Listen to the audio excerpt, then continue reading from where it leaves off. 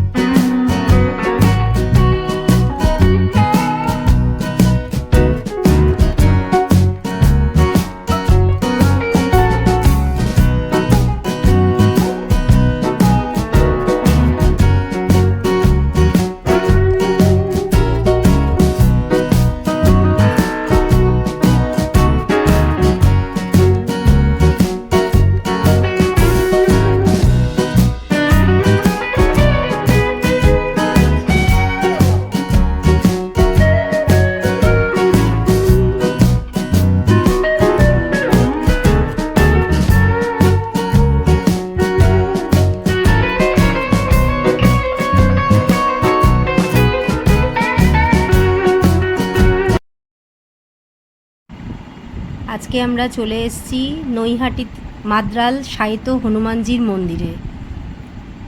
এটা নৈহাটিতে অবস্থিত। শিয়ালদা থেকে যদি আসেন তাহলে নৈহাটি বা কাকিনাড়া স্টেশনে নামতে হবে। আর যদি বর্ধমান বা হাওড়া দিয়ে আসেন তাহলে নৈহাটি স্টেশনে নেমে টোটোতে বললেই হয় যে মাদ্রাল মন্দির হনুমানজির মন্দিরে যাব, 20 টাকা ভাড়া নেয়, চলে আসতে পারবেন। সামনেই দেখুন সবার আগে গণপতির মন্দির। গণপতি সিদ্ধিদাতা গণেশায় নমঃ। সবার আগে ওনারই পুজো হয়, তাই এখানে সবার আগে রয়েছে, মন্দিরে ঢোকার মুখেই রয়েছে সিদ্ধিদাতা গণেশের একটি মূর্তি, সুন্দর একটি মূর্তি মন্দির করা রয়েছে। এবার আমরা আস্তে আস্তে ভেতরে চলে যাব।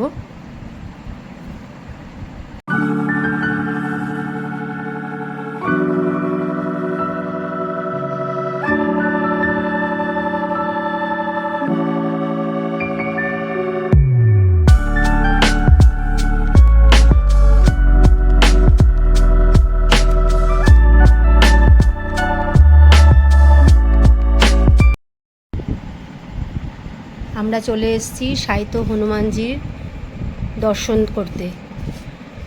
চলুন আমাদের সাথে। এটা সমতল থেকে 10 ফুট নিচে হনুমানজির মূর্তিটি অবস্থিত। এখানে সিঁড়ি দিয়ে নিচে নেমে যেতে হয়। এখানে দেখুন 10 ফুট নিচে হনুমানজির মূর্তিটি সাহিত্য অবস্থায় রয়েছে। এখানে হনুমানজির মূর্তিটি হচ্ছে 25 ফুট দীর্ঘ সাহিত্য হনুমানজির মূর্তি। এই মন্দিরটি 1400 শতকে এক সওদাগর নির্মাণ করেছিলেন। এখানে হনুমানজি খুবই জাগ্রত। ভক্তের মনস্কামনা হনুমানজি পূর্ণ করেন।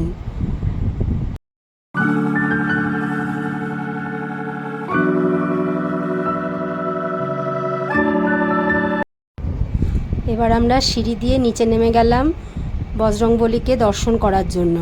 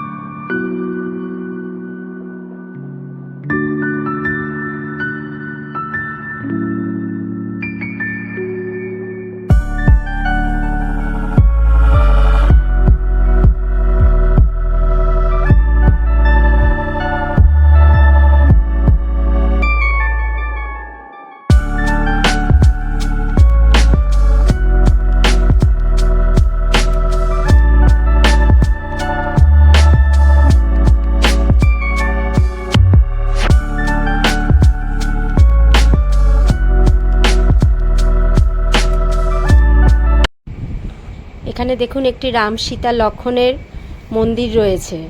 আসলে যেখানে হনুমানজি সেখানে তো রাম থাকবেনই, কারণ হনুমানজি রামের ভক্ত। তো কী সুন্দর মূর্তিটি দেখুন ওনাদের। এছাড়াও এখানে বজরংবলীর মূর্তি রয়েছে, আলাদা করে ছবি। এখানে বাল্মীকিজি রয়েছে। এখানে আবার একটি রাধাকৃষ্ণর মন্দির রয়েছে। এখানে দেখুন কৃষ্ণ গন্ধমাদন পর্বত তুলে রেখেছেন। খুব সুন্দর ভেতরটা, দেখলে মনটা ভরে যায়। এই দেখুন এখানে রাধাকৃষ্ণের মন্দির।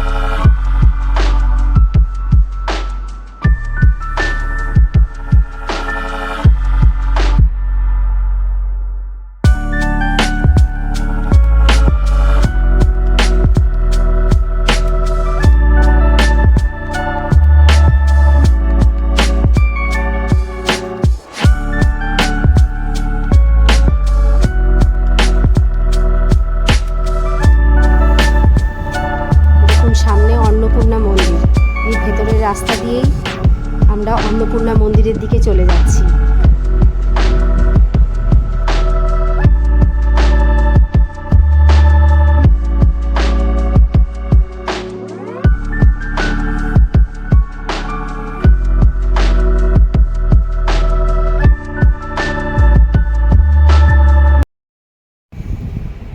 আমরা এখন অন্নপূর্ণা মন্দিরের দিকে এগিয়ে যাচ্ছি। এই মন্দিরটি তৈরি করেছিলেন পঞ্চানন ঘোষাল নামক এক পুলিশ অফিসার। খুব সুন্দর। মন্দিরের পাশে একটি উদ্যান করা আছে, বাচ্চারা খেলা করছে, বড়রা বসে আছে, আর পাশে একটি লেক রয়েছে। ভারী সুন্দর পরিবেশটা। বিকেলের দিকটা বড় সুন্দর লাগে। এই জায়গাটায় বসে থাকলেও মনটা ভরে যায়।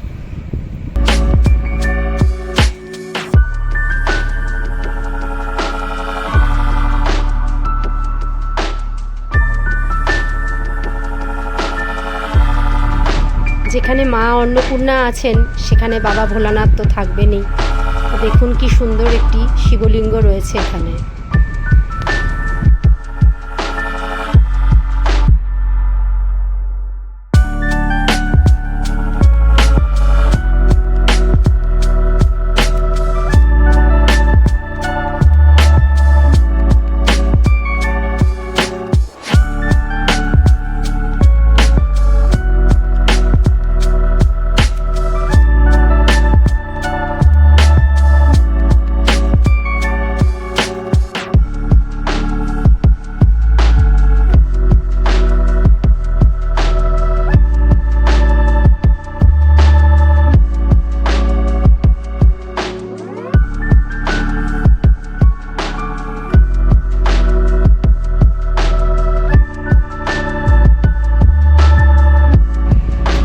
আমরা যেহেতু এই মন্দিরটি দর্শনে গেছিলাম অম্বুবাচীর মধ্যে, তো এর জন্য মা অন্নপূর্ণার মুখ এখন ঢাকা রয়েছে।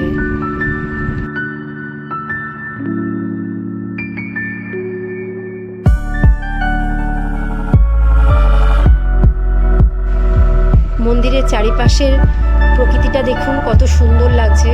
কি সুন্দর রাধাচূড়ার গাছ হয়ে রয়েছে। এই দেখুন লেকটি, লেকের মধ্যে একটি ফাউন্টেন রয়েছে। ভারী মিষ্টি লাগছে। আকাশের দৃশ্যটা দেখুন, ভারী সুন্দর লাগছে। এখানে পুণ্য স্নান করেই অনেকে পুজো দেন। মন্দিরে পুজো দেওয়ার সময় সকালে 5টা থেকে বেলা 12টা পর্যন্ত, আবার বিকেল 4টের থেকে সন্ধে 8টা পর্যন্ত।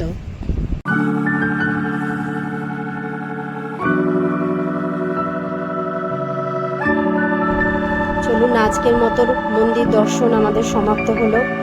বাইরে দেখুন চায়ের দোকান রয়েছে, আপনারা এখানে চা কফি খেতে পারেন। চায়ের দোকানের ভেতরটা দেখুন কি সুন্দর করে সাজানো, বাহ দারুণ লাগছে, কিন্তু খুব সুন্দর ছবিগুলো আঁকা। যারা এঁকেছেন তারা কত সুন্দর, তাদের হাতের কাজ, বাহ দারুণ লাগছে।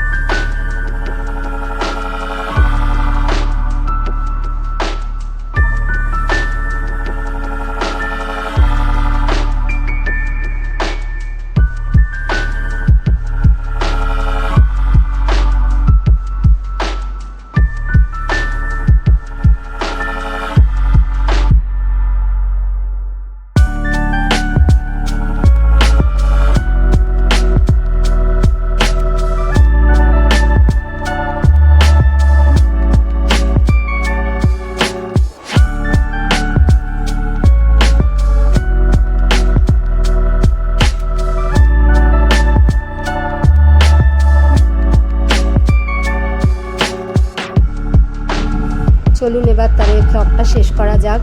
আমরাও এবার বাড়ির পথে পা দিয়েছি, আপনারাও চলুন। আবার পরে অন্য কোনো পর্বে আবার আপনাদের সাথে দেখা হবে। ভালো থাকবেন, সুস্থ থাকবেন।